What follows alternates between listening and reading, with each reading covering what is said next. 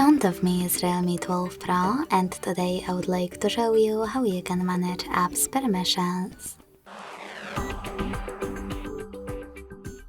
Begin by opening Settings and scrolling down to access Security and Privacy.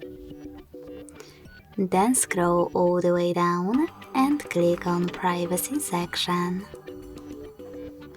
Now it's time to select Permission Manager and tap on one of your device's features that you wish to manage, like for example, camera. Then tap on one of your apps. I will go with Firefox from Not Allowed section.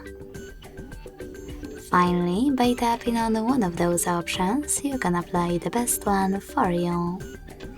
Allow only while using the app, ask every time, or don't allow.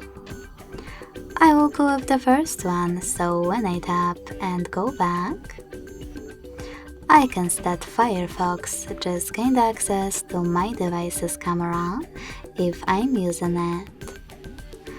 But you can always select any feature and look for an app that you wish to manage instead. I will go into Microphone to manage my Amazon shopping. Now, instead of selecting any of those options, click on See All Permissions at the bottom and manage all of those only for chosen app the same way.